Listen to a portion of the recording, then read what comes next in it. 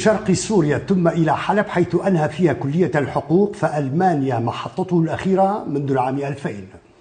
رحلة أدبية يبدو أنها لم تخلو من منعطفات مثيرة، لكنه أسس خلالها لعوالم روائية وقصصية ونقدية، تمرد فيها وتفرد بها حتى تقدم المشهد الأدبي كأحد أهم الكتاب والروائيين الكرد السوريين برصيد أكثر من 20 كتابا ومؤلفا. حليم يوسف في هذا اللقاء ورحلته الغرائبية من الرجل الحامل ونساء الطوابق العليا حتى الطيران بأجنحة متكسرة، لكنه يقول نقاد لا زال يحلق، لا زال يطير عاليا. أهلا بكم مشاهدينا الأكارم في هذه الحلقة التي تأتيكم من ألمانيا. أهلا بك أيضا أستاذ حليم ضيفا جميلا على هذه الحلقة، وأنت ترجم العديد من أعمالك الأدبية إلى لغات أجنبية غير عربية. كتب العديد من الدراسات النقدية حول أعمالك. أنت حائز على جائزة الرواية الكردية من إقليم كردستان، وأنت عضو نادي بن القلم الألماني. كنت رئيس تحرير وعضو هيئة العديد من الصحف والدوريات. كنت كاتبا لزوايا في صحف ودوريات أيضا، وكنت مقدما لبرامج تلفزيونية أدبية في العديد من القنوات الكردية. أهلا بك مرة أخرى، ودعني أن أبدأ معك من ظاهرة ربما متعارف عليها، بأن الطريق إلى الرواية، إلى كتابة الرواية، إلى عوالم الرواية تبدأ في أغلب الأحيان من محطة الشعر. أنت أحد القلائل الذين لم يتوقفوا في هذه المحطة، بل قفزوا هذه العتبة إلى كتابة القصة وثم الرواية دون المرور بالشعر. يعني كيف هذا الخروج مما هو متعارف عليه على الأقل يعني بالنسبة لك؟ نعم، هذا صحيح ما تفضلت به. وأنا بدأت الكتابة بعمر صغير، ولا أدري لماذا في بداياتي وجدت نفسي في النثر أكثر من الشعر. ربما لأن النثر يحتمل الكثير من الأفكار أكثر من المشاعر والأحاسيس. يعني القصيدة الشعر يعتمد بشكل كبير على الشعور والأحاسيس وما إلى ذلك. أما النثر فأقرب إلى العقل، أقرب إلى الفكر، منه إلى القلب وإلى العواطف.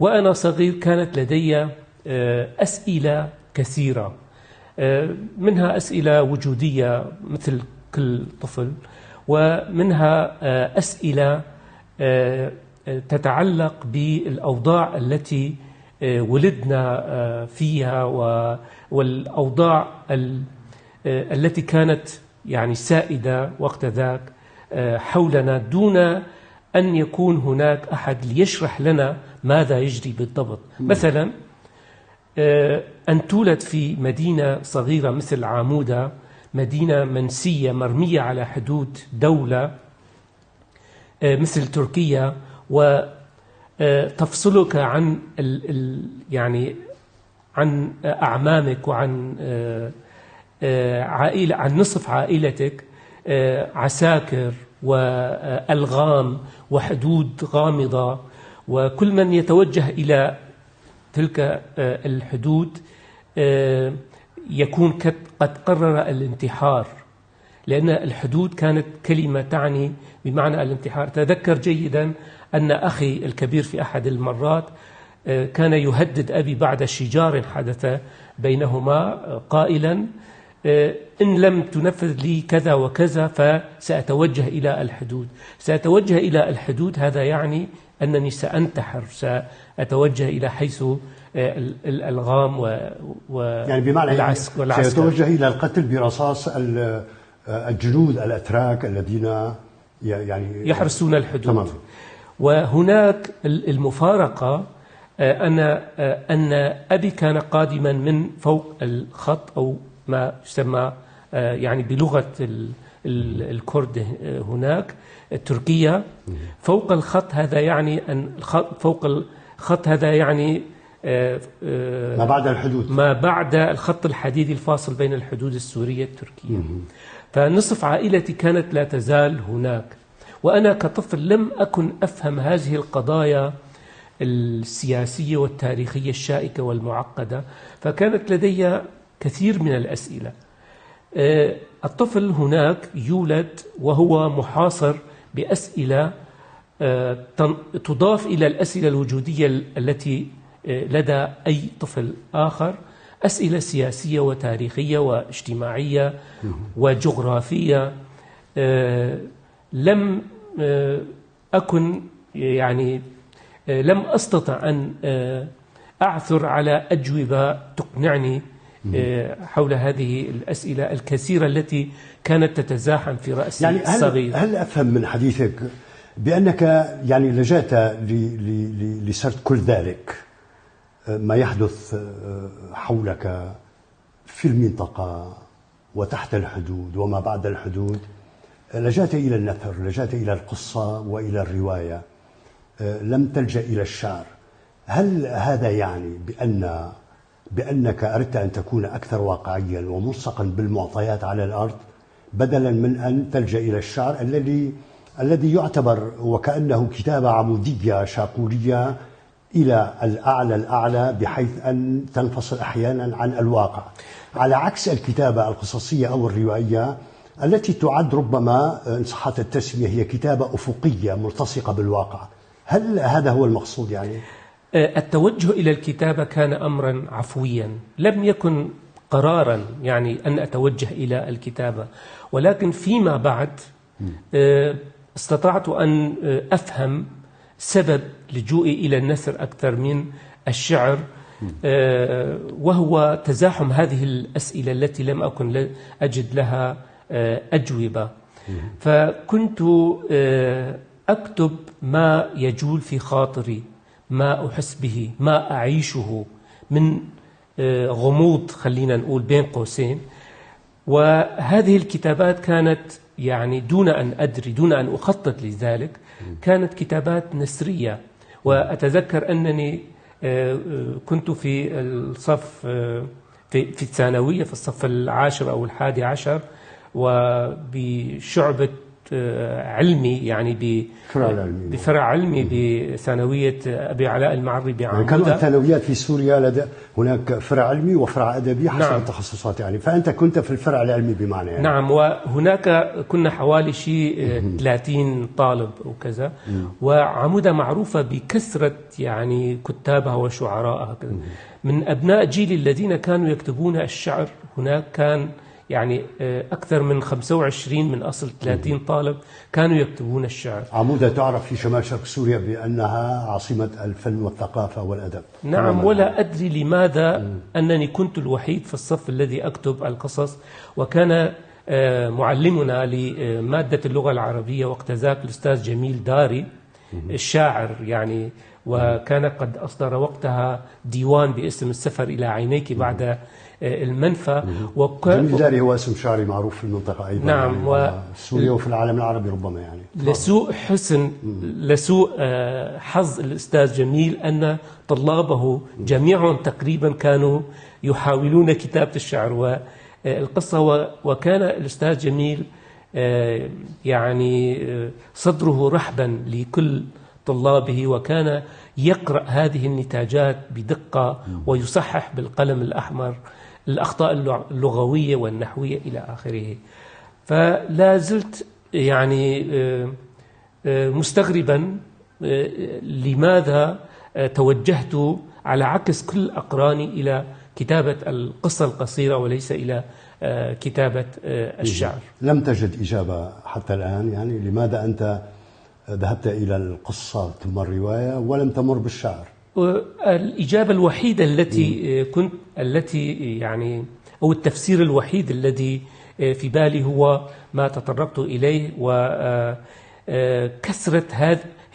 كثرة الأسئلة هذه التي كنت أبحث عن إجابة مقنعة لي عنها ولم أكن أجد. تعلم أن العائلة عاجزة عن تقديم أجوبة مقنعة حول هذه الأسئلة نتيجة الظروف. أنا شخصيا فهمت منك بأن السبب هو أنك أردت أن تكون واقعيا، لا أن تكون رومانسيا بمعنى يعني وتحلق مع الشعر بعيدا عن الواقع. يبدو نعم هكذا. كان لدي الكثير لأقوله تماما. لدي الكثير من الأفكار التي كنت أود أن أقولها أن أكتبها بكل وضوح، وهي أفكار لم تكن مجرد مشاعر.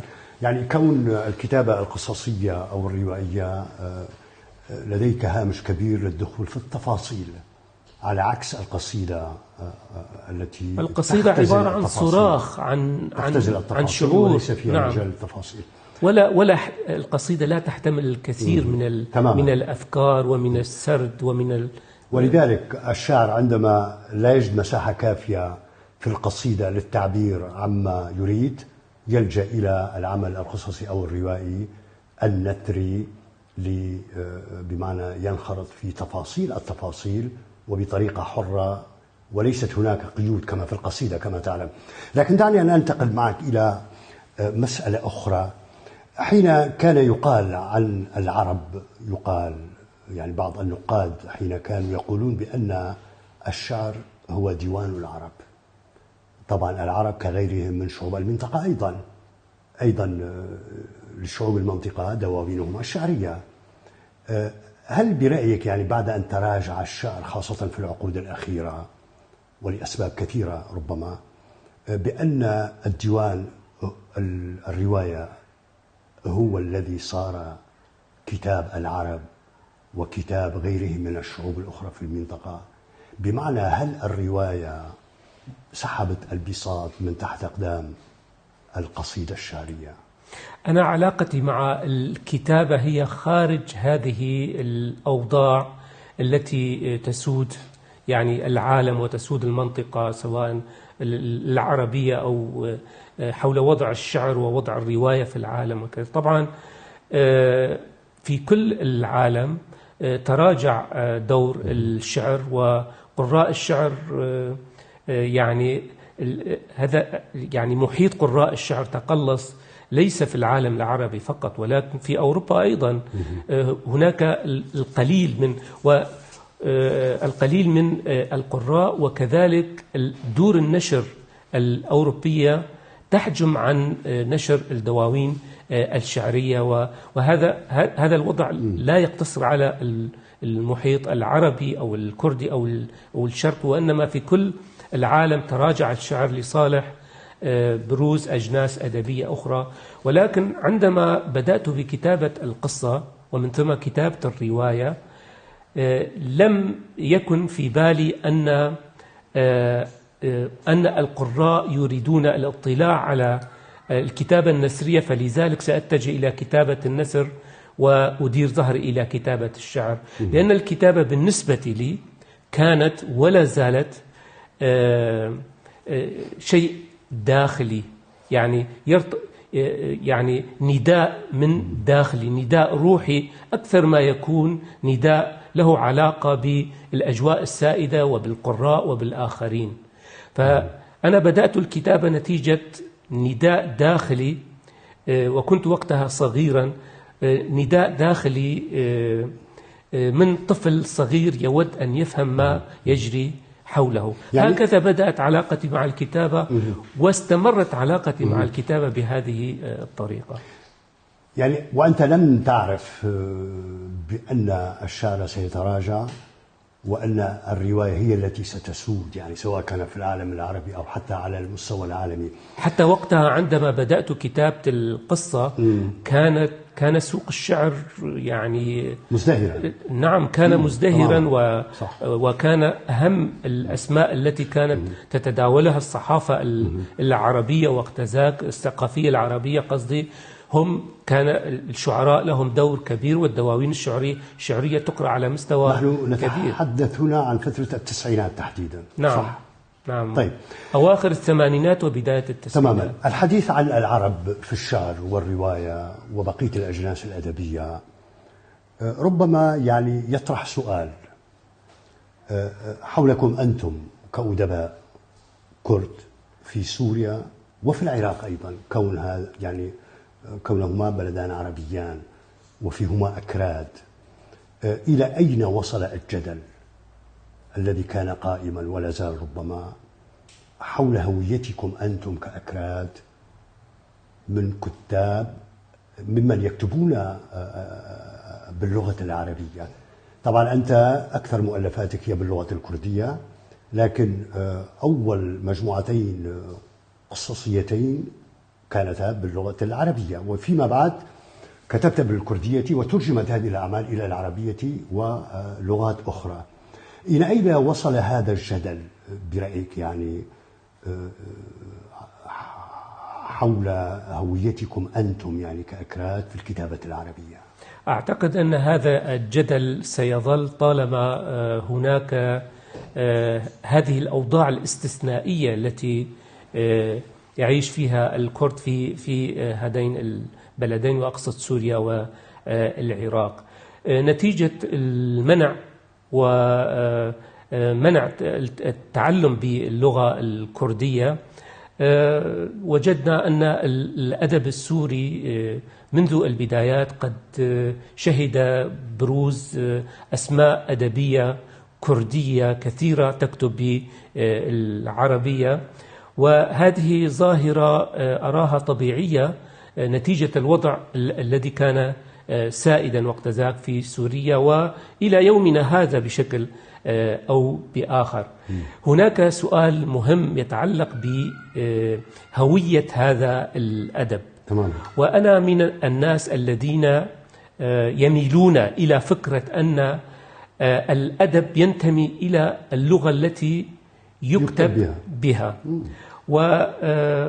والكتاب الكرد الذين يكتبون باللغة العربية أرى أن نتاجاتهم تصب في يعني لا يمكن تقييم نتاجاتهم كنتاجات أدبية كردية. هم أدباء كرد ولكنهم يكتبون نتاجاتهم بالعربية، وهذا يصب في خانة الأدب العربي وليس الكردي. يمكنني الحديث عن ثلاثة أصناف بالنسبة للكتاب الكرد في سوريا. هناك من يكتب العربية فقط، وهناك من يكتب بالكردية فقط، وهناك من يكتب باللغتين، وأنا من هؤلاء الذين كتبوا باللغتين. أعتقد أن المساهمات الكردية باللغة العربية هي، إذا تحدثنا عن هوية هذا الأدب، فهي هوية عربية تصب في خانة يعني الثقافة العربية، وإن كانوا أكرادا أو كردا. الصنف الآخر الثاني الذي يكتب بالكردية فقط، الهوية الأدبية لهذه النتاجات معروفة وهي كردية. أما الذين يكتبون باللغتين فأعتبر النتاجات التي تكتب بالعربية مباشرة أيضا تصب في خانة الأدب العربي، والنتاجات التي تكتب بالكردية تصب في خانة الأدب الكردي. لكن لماذا أنت لا تتفق مع البعض ممن يقولون بأن الكرد الذين يكتبون بلغتين الكردية والعربية تعد أعمالهم من الأعمال الهجينة، يعني هي كتابة هجينة، وتحديدا يمكن القول ربما يعني بحسب هؤلاء بأن الهوية هي كردية ولكن بلباس عربي وبلغة عربية؟ أنا لا أتفق مع هذا الرأي. أنا ربما لكل كاتب تجربته الخاصة، ومن هذا المنطلق بدي أحكي شوي عن تجربتي يعني بهذا المجال، بمجال الكتابة باللغتين. كتبت الرجل الحامل، يعني كتاب رجل الحامل، ونساء الطوابق العليا باللغة العربية. وسنة 1996 لأول مرة صدرت لي مجموعة قصصية كردية بعنوان موتى لا ينامون في اسطنبول عن دار آفستا. ومنذ ذلك التاريخ وأنا أكتب بالكردية، وقد عمدت إلى ترجمة هذين الكتابين اللذين كتبتهما بالعربية إلى اللغة الكردية فيما بعد، وكل كتاباتي منذ العام 1996 وإلى الآن تكتب أولا بالكردية، ومن ثم إما تترجم إلى العربية على يد بعض المترجمين، أو أنا بنفسي أترجمها إلى العربية وأكتبها بالعربية بطريقتي. بالنسبة لي هذا الأمر أصبح واضحا. أنا أكتب بلغة الأم الكردية، وكل الأدب الذي أنتجه يصب في هذه الخانة، وما أكتبه وإلى جانب الكتابة باللغة الأم أكتب بالعربية. أي موضوع أن يكون الأدب هجينا فلا أتفق، يعني لا ينطبق هذا الأمر على ما أكتبه على ما أعتقد، ولكن علينا ألا ننسى أن لكل ثقافة لكل أدب يعني هوية إنسانية. بالنسبة لي الكتابة بكل اللغات، يعني أنا مع الكاتب الكردي أنا أسمن الكتابة العربية للكتاب الكرد ولا أقف ضدها، وأسمن الكتابة باللغة الأخرى التي يكتب بها الكتاب الكرد. ولكن إذا تحدثنا عن هوية هذا الأدب فإن الهوية تتشكل من خلال اللغة. طيب. ولذلك فإنني الأديب الكردي مثله مثل أي أديب آخر حر في اختيار اللغة التي يكتب فيها، وأنا أقرأ بحب لكل الكتاب الكرد الذين يكتبون بالعربية. طيب خليني أبقى معك في سوريا والعراق، يعني وأنتم كأكراد في هذين البلدين العربيين، يعني في أعوام الستينات تحديدا، يعني قبل بقليل وثم فيما بعد، شهدت الحركة الثقافية الكردية في قلب بغداد ازدهارا منقطع النظير، يعني حرية كاملة ومتكاملة من حيث النشاطات الثقافية والأدبية إلى آخر ما هنالك. نتيجة طبعا بالنسبة للعراق كان الاعتراف الدستوري الرسمي بالكرد وحياتهم الثقافية، وما حصل من ازدهار ونتاج هذا الاعتراف كان. أنتم كأكراد في سوريا، يعني ما هي مآلات المشهد الثقافي والأدبي بالنسبة لكم؟ بالنسبة لنا أن مآلات المشهد تتأثر بشكل مباشر بالأوضاع السياسية بشكل خاص السائدة في سوريا.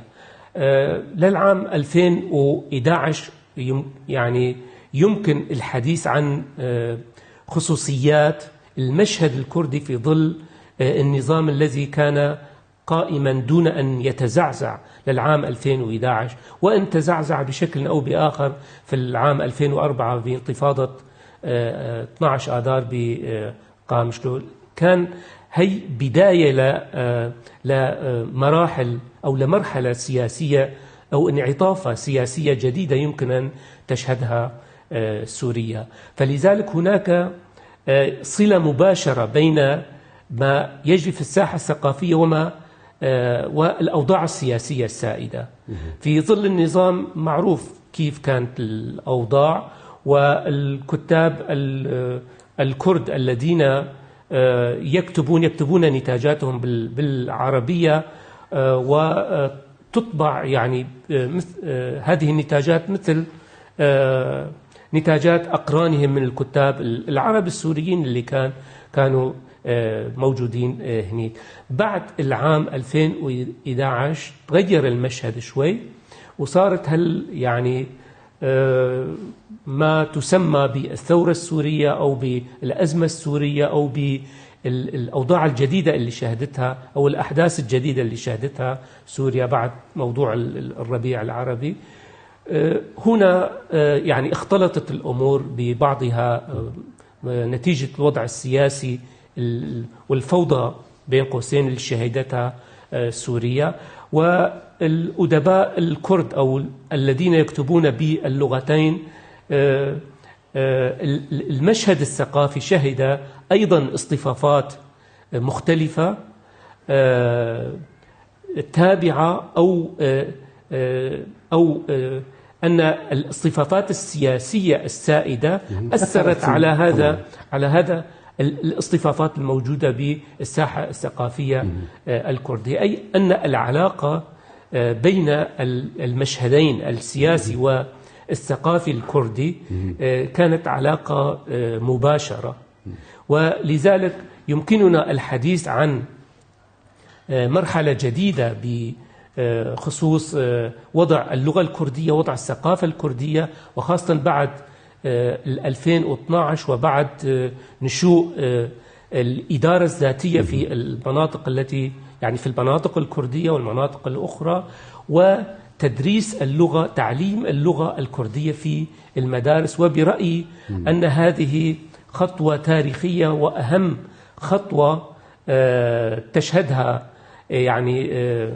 يشهدها التاريخ الكردي في سوريا. ولذلك أسمن هذه الخطوة رغم ما ينتابها من عثرات ومن موضوع عدم الاعتراف وما إلى ذلك، ولكنها خطوة خلينا نقول أخلاقية مهمة باتجاه أن يتعلم الأطفال الكرد بلغتهم الأم في المدارس. طيب، يعني سؤال في معمعان كل ذلك، يعني عبر سنوات الأزمة التي طالت سوريا ككل، يعني برأيك يعني الذهنية العربية السورية بالنسبة لكم هل حدث فيها تغير معين؟ هل حصل فيها بعض الانفتاح تجاهكم على ضوء ما تحدث عنه من قيود وممنوعات إلى آخر ما هنالك؟ أنا برأيي أن الأحداث الأخيرة في سوريا قد كشفت الغطاء عن أشياء كثيرة، ومنها بالنسبة لمشاهداتي أنها سلبية أكثر ما تكون إيجابية. مثلا أنا فوجئت بالمواقف السلبية المقيتة تجاه الكرد من قبل ما تسمى المعارضة أو التشكيلات الداخلة في إطار ما تسمى المعارضة، والتي أثبتت الأيام أنها أسوأ من النظام، وبخصوص الموضوع وفي السياق الذي نتحدث فيه. هذه كانت مفاجأة كبيرة بالنسبة لي، وقد تفاجأت أن تحتوي بلاد جميلة مثل سوريا على كل هذه العاهات الثقافية إن أردت. طيب، أنت قلت لي قبل البدء بتسجيل هذه الحلقة بأنك قدمت لتكون عضوا في اتحاد كتاب العرب أو كما يسمى هكذا في دمشق، ورفض طلبك لأسباب، لكن في المقابل لك قصة مثيرة ربما مع ما تسمى برابطة الكتاب السوريين. يعني من هذه الرابطة؟ يعني إلى من تتبع هذه الرابطة بمعنى؟ وفي أي فترة حصل هذا الالتباس معك بحيث تم سحب العضوية منك في هذه الرابطة، وتعرضت لبعض مظاهر التنمر عليك من بعض الأصوات؟ شو القصة هيك باختصار وبالتفصيل لو سمحت؟ يعني القصة طويلة وسأحاول اختصارها. بالنسبة لاتحاد كتاب العرب، بعد صدور كتاب النساء الطوابق العليا في 95 اقترح علي بعض الأصدقاء أن أنتسب إلى اتحاد كتاب العرب، لأن الشرط صار ينطبق علي أنه صار عندي كتابين مطبوعين. قدمت الطلب ورفض طبعا لأسباب أمنية. لم يكن هذا غريبا يعني على اتحاد كتاب العرب، يعني التابع للنظام وكذا. بدي أجي هلا على رابطة الكتاب السوريين اللي كنت أحد المؤسسين تبعها. بعد ما صارت هي الأحداث الجديدة بعد 2011 اتصل معي نوري الجراح الشاعر السوري المعروف، وقال لي نحن بصدد تأسيس رابطة للكتاب السوريين لكي تمثل سوريا الجديدة بكردها وعربها وإلى آخره من هذه الكليشيهات التي كانت حاضرة في كل الإعلام المعارض وقت ذاك. ووافقت رغم عدم قناعتي بالعمل الجماعي، وافقت بسبب تفاؤلي بالوضع الجديد الذي قد يأتي إلى سوريا، وبناء على هذا الأساس تم تأسيس رابطة الكتاب السوريين في العام 2012 في القاهرة في مصر. وكان الرئيس الفخري للرابطة الدكتور المرحوم صادق جلال العظم الذي حضر معنا من المؤتمر التأسيسي، وأصبحت عضوا في المكتب التنفيذي في هذه الرابطة، إلى أن جاءت الظروف الجديدة في سوريا وفي روجافا وفي المناطق الكردية، وتطورت الأمور بيننا. أنا رأيت أن كانت الرابطة مقربة من المعارضة السورية ومن ليست تابعة لها، ولكن مقربة من الائتلاف السوري المعارض. ويعني الرابطة تعتبر نفسها كبديل لاتحاد كتاب العرب، والرابطة المخولة لأن تكون اتحادا للكتاب السوريين في سوريا المستقبل. ولكن برهنت التجربة على أن هذه الرابطة تتجه إلى مكان آخر، ومن المفارقة أن يتم طردي من هذه الرابطة بتهمة التعامل مع جهة متعاملة مع النظام. يعني اتحاد كتاب العرب رفضوا طلبي لأني ضد النظام لأسباب أمنية، ورابطة الكتاب السوريين المحسوبة على المعارضة طردوني من الرابطة لتعاوني مع جهة متحالفة مع النظام، وكانوا يقصدون القوات الكردية. الحادثة باختصار وقتها تم اتهام القوات الكردية قوات سوريا الديمقراطية قصدك يعني وقوات سوريا الديمقراطية، وأقصد قوات حماية الشعب الكردية اليبهة. تم اتهامهم على أنهم قاموا بالصهر العرقي وببعض القرى العربية وما إلى ذلك. وهناك كتاب من الرابطة وقعوا على هذه أدانوا يعني محاولات الصهر القومي اللي تقوم فيه القوات الكردية. وأنا اعترضت على هذا الأمر وانتقدت ما قاموا به. طبعا هناك تداخلات كثيرة لا أود الغوص فيها، ولكن التهمة كانت التعامل مع جهة متحالفة مع النظام، وكانوا يقصدون القوات الكردية أو قوات سوريا الديمقراطية أو ما تسمى الإدارة الذاتية وإلى آخره. فتم طردي من الرابطة بعد هذه التهمة. وهذا يعني دليل آخر على تطابق تعامل النظام مع يعني المسألة الكردية أو يعني القضية الكردية، خلينا نقول هيك، وبين تعامل المعارضة مع هذه القضية. هم يتعارضان ويتقاتلان، ولكنهما في التعامل مع الكرد يتفقان في الأسلوب. يعني أنت وردت عبارة ما تسمى بالإدارة الذاتية في شمال وشرق سوريا، هل لديك تحفظات في هذا الاتجاه أم هكذا جاءت العبارة؟ مشان معرفة موقفك تماما يعني ما بين الرابطة أو رابطة الكتاب التي كانت تابعة للمعارضة وما بين يعني ما اتهمت به بأنك تعاونت مع جهة تتحالف أو متحالفة أو متعاونة مع دمشق. طبعا أنا أتحدث عن وجهة نظرهم. هم يتهمون، طبعا المعارضة بشكل عام تتبنى وجهة النظر التركية أو وجهة نظر الممول. ووجهة النظر الممول ماذا تقول عن يعني عن قوات سوريا الديمقراطية أو الإدارة الذاتية لشمال شرق سوريا، أن هؤلاء يعني كانت تدار من قبل منظمة. كان هناك تسويق من الاتهامات إلى آخر. نعم، أنها تدار من دعنا أن نخرج من هذه المسألة وأنتقل معك إلى خطوة أخرى أنت قمت بها، وكنت عضوا مؤسسا لاتحاد المثقفين من روجافا والخارج. هل هذه الخطوة بعد كل ما حصل معك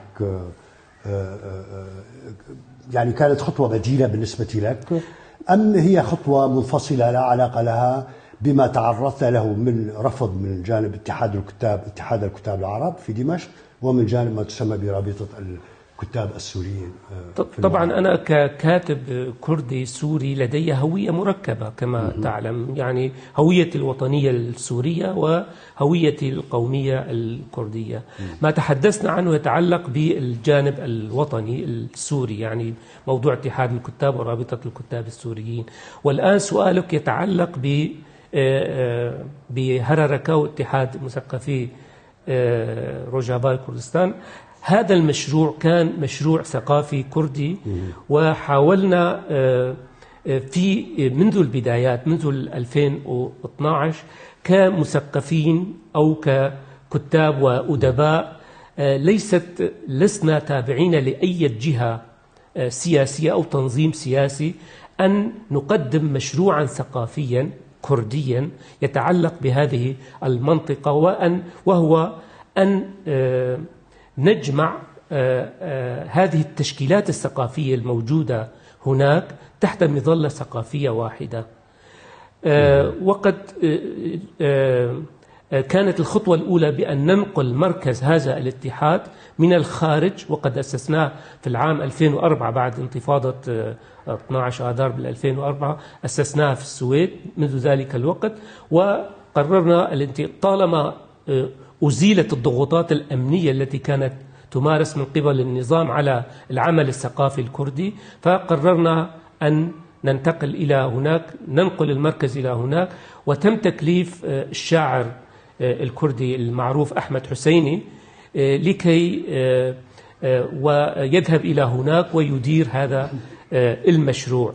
طبعا أيضا هذا المشروع له سيرة طويلة، ولكننا لم نتمكن من تحقيق هذا الهدف الرئيسي، وهو تشكيل هذه المظلة الجامعة لكل التشكيلات الثقافية. وقد ولمن يهتم بالموضوع كتبت مقالات بهذا المجال حول حيثيات فشل هذا المشروع والمسؤولين عنه. يعني برأيك اتحاد المثقفين من روجافا فشل أيضا، لكنه قائم الآن في قامشلي ويعد ربما من إحدى أهم المؤسسات الثقافية التي تدير المشهد الثقافي ككل في شمال وشرق سوريا، ليس؟ نعم. هرركة واتحاد مثقفي روجافا كردستان يعتبر من أنشط المنظمات الثقافية على الإطلاق الموجودة هناك، وهناك نشاطات شبه يومية في مقر هذا، وأسمن هذه النشاطات إلى درجة كبيرة، ولكنني أتحدث عن الإخفاق أو الفشل في تحقيق الهدف الأساسي من انتقال مركز الاتحاد إلى الداخل، وهو تشكيل مظلة جامعة لكل الاتحادات. أما الأهداف الأخرى والنشاطات التي يقوم فيها فهي طبعا وهي مستمرة، وأنا أثمن هذا الاستمرار رغم الظروف الصعبة. طيب أستاذ حليم، خليني أبقى معك كمان شوي في سوريا، والحديث خاصة عن الأزمة في هذا البلد التي يبدو بحسب جملة المعطيات منذ بداية الأزمة دقة إسفين أحدث شرخا كبيرا أو قليلا، صغيرا أو كبيرا، داخل النخب الثقافية ككل، يعني الأدبية والفنية إلى آخر ما هنالك. ما مدى تأثير مثل هذا الشرخ جراء الأزمة على النخب العربية، تأثيره عليكم أنتم يعني أدباء كرد سوريين؟ هل أيضا حدث شرخ بينكم أنتم على غرار ما حدث بين زملائكم، خليني أقول العرب السوريين؟ لا يمكننا فصل المشهد الثقافي الكردي السوري عن المشهد الثقافي السوري العام. ما حدث بالمشهد الثقافي السوري العام أثر بشكل مباشر على المشهد الثقافي الكردي، والتجاذبات الموجودة في هذا المشهد السوري العام انعكست بشكل مباشر أيضا على هذا المشهد. ولذلك فكل ما شهده هذا المشهد السوري العام شهدناه في المشهد الثقافي الكردي أيضا. هناك يعني فشل واضح للمشروع الوطني السوري، وبعد رفع الغطاء وبعد رفع القبضة الحديدية عن أو بعد ضعف القبضة الحديدية عن النسيج الوطني السوري تبين أن هناك هويات أخرى يلتف حولها أو يتبناها السوريون، وفي آخر السلم تأتي الهوية الوطنية السورية. فلذلك وجدنا أن هناك من يتعصب لطائفته أكثر من سوريته، وجدنا من يتعصب لعشيرته أكثر من، وجدنا من يتعصب لقوميته أكثر من الوطن السوري، ووجدنا أن هناك جيش من السوريين يتقدمون جيش أجنبي ليقتلوا أبناء بلدهم السوريين، سواء من طائفة أخرى أو من قومية أخرى. كل هذه الكوارث التي شهدناها في السنوات الأخيرة وهذه التشققات في الهوية الوطنية السورية انعكست بشكل مباشر على مشهد الثقافي السوري، وانقسمنا أيضا بين هؤلاء. طيب، في هذا السياق أنت كتبت على موقعك الإلكتروني بأن الكتابة الكردية هي حصيلة قهر عمره 2700 عام من الضياع وسط الغبار. البعض فهم هذه العبارة التي كتبتها وأنت تتحدث عن الغبار بأن هذا الغبار إشارة إلى ثلة من المثقفين أصيبوا بالعمى في رؤية الحقائق والوقائع على الأقل المتفق عليها في شمال شرق سوريا، خليني أقول، ونتيجة الإصابة بالعمى بحسب البعض، فإن هؤلاء يعني يتصيدون ما هو سمين وما هو ضعيف في محاولة للنيل من تجربة شمال شرق سوريا. هل هذا صحيح؟ هذا صحيح، ولكنني لم أقصد ذلك فقط. ما أود قوله بكل بساطة أن الكتابة الكردية وما يكتب هنا هذه الكتابة عن شعب له جذور ممتدة في التاريخ، وأن الكرد ليسوا مهاجرين أو أناس طارئين على تاريخ هذا البلد وعلى هذه الجغرافيا.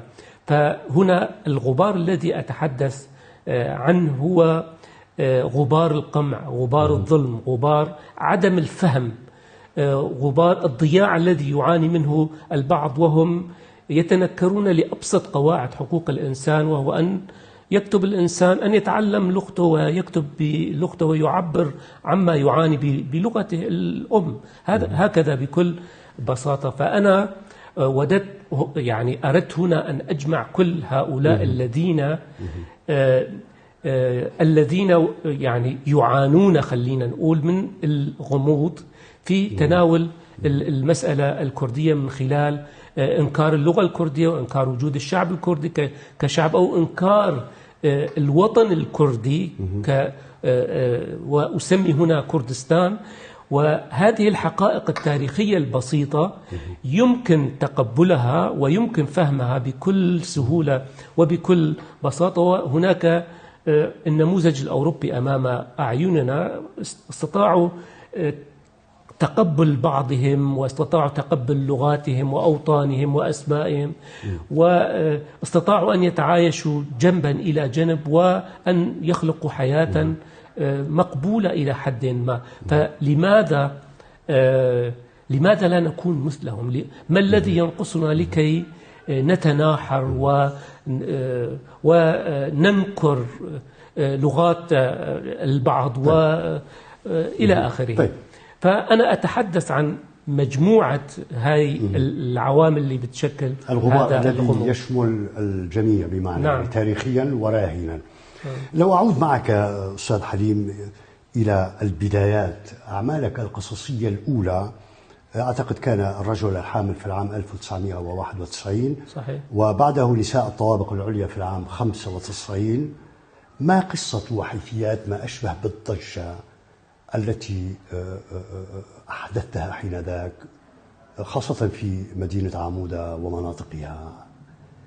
يعني ضجة وصلت إلى حد انتقادات لاذعة عليك بالنسبة لك، عليك أنت، يعني استهدفتك يعني لماذا هذه الفورة ربما يعني التي كانت شعبية أكثر ما تكون نخبوية يعني؟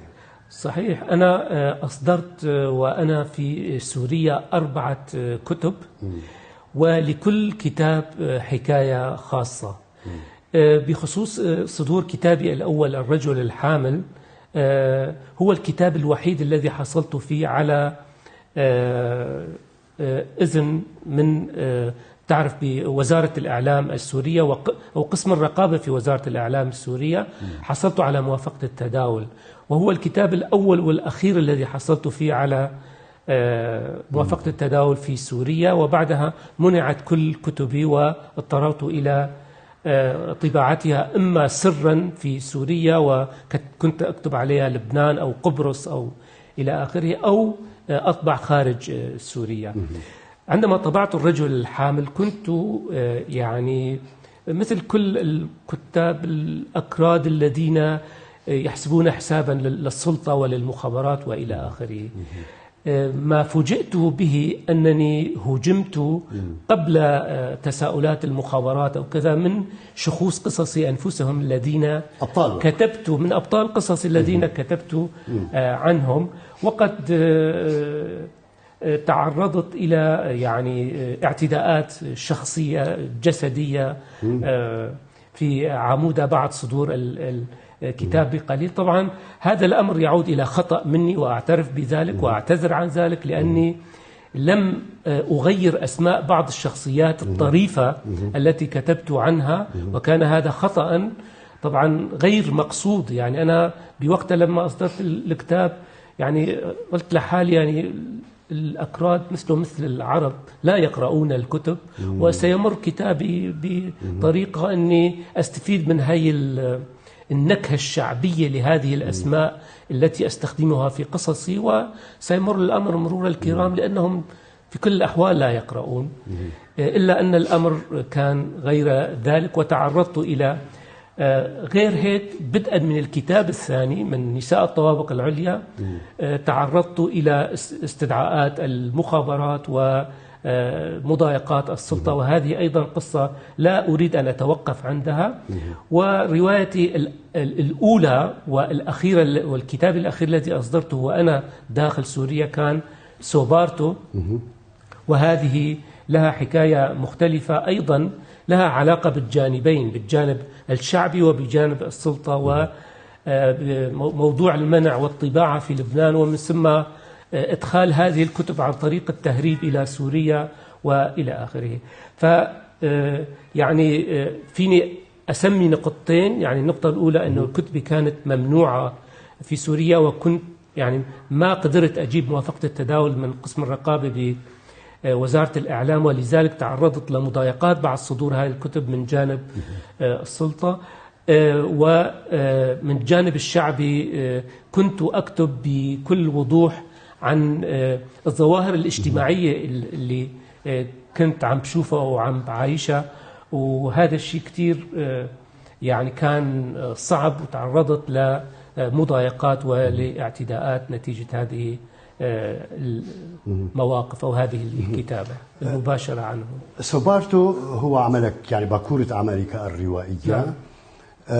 صدر الرجل الحامل كأول عمل قصصي لك، وأنت أيضا كتبت يعني في أجناس أدبية أخرى من القصة ومن المسرح، وكتبت في النقد، وقمت بأعمال ترجمة. يعني لديك رصيد كبير في معظم الأجناس الأدبية باستثناء الشعر طبعا. كل هذه السنوات، عبر كل هذه السنوات، ما رصيدك حتى اليوم مما طبعته؟ وأرجو أن يكون الإجابة مختصرة لأنه الوقت داركنا لو سمحت.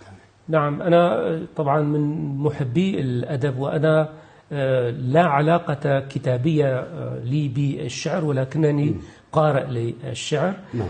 أنا يعني كتبت في مختلف المجالات، يعني سواء النقدية أو الصحفية أو حتى العمل التلفزيوني في المجال الأدبي. ومنذ بدء الكتابة وحتى الآن أجد نفسي في كتابة النثر في القصة القصيرة وفي الرواية. القصة القصيرة هي حبي الأول، وأنا أستمر بشغف في كتابة الرواية، ولكني كاستراحة بين الفينة والأخرى أعود إلى كتابة القصة، وسأظل مخلصا لحبي الأول، وسأستمر بكتابة الرواية والقصة. أستاذ حليم، أنت الآن شبه متفرغ بعد عملك الوظيفي للكتابة، ماذا بين لديك الآن قبل أن أنهي هذا اللقاء الجميل معك؟ بين يدي الرواية تتناول سيرتي الذاتية، وفيها الكثير من المسائل التي تحدثنا عنها في هذا اللقاء بشكل مختصر. سيتمكن القراء من قراءة تفاصيل هذه الأحداث عن سيرتي الذاتية في روايتي الجديدة. هل اخترت يعني اسما أو عنوانا للعمل أم ليس بعد؟ اخترت اسما، ولكنني لا أود البوح به الآن. قد يتغير مستقبلا، لأنني لم أنتهي منه بعد. في نهاية هذا اللقاء كلمة ربما لم تقلها أو تريد قولها. كلمتي الأخيرة هي أنني ممتن جدا بهذا اللقاء، وجزيل الشكر لك ولجميع مشاهديك. لك أيضا الشكر الأكبر الكاتب والروائي الكردي السوري حليم يوسف، شكرا جزيلا لك، كنت ضيفي على هذه الحلقة، شكرا جزيلا. شكرا لكم أيضا مشاهدينا الأكارم الشكر الأكبر، إلى اللقاء.